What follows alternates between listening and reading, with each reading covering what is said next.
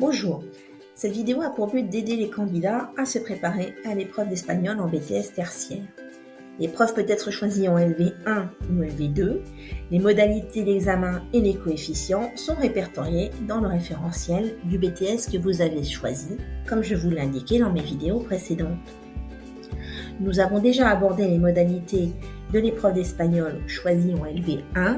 Aujourd'hui, nous allons nous attacher aux modalités de l'épreuve d'espagnol choisie en LV2. Je rappelle que pour le BTS Management Hôtellerie Restauration et Support à l'action managériale, la LV2 n'est pas choisie, elle est obligatoire. Vous devez donc passer une épreuve écrite de 2 heures.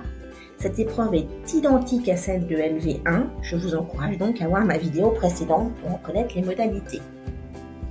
Cette épreuve est suivie d'une épreuve orale identique à tous les BTS. Ainsi, quel que soit le BTS, l'épreuve orale se compose de 20 minutes de préparation et de 20 minutes de passage maximum sur un document souvent écrit, mais là encore, selon le BTS choisi ou l'endroit où vous le passez, ce peut être une vidéo ou une audio, comme c'est le cas pour le BTS Support à l'action managériale.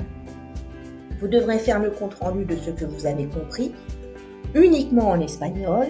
L'objectif est surtout de ne pas lire le texte, mais bien de rendre compte de ce que vous avez compris avec vos propres mots. En négociation et digitalisation de la relation client, le document est souvent un visuel, c'est-à-dire une publicité ou la présentation d'un produit, avec une mise en situation. Vous devenez par exemple le vendeur du produit ou de la gamme de produits que vous venez de décrire et analyser, en expliquant ce que vous feriez pour le vendre ou comment vous amélioreriez la publicité que l'on vous présente. Vous avez quelques consignes pour vous aider. En gestion de PME, vous devez présenter en espagnol un compte-rendu de votre stage.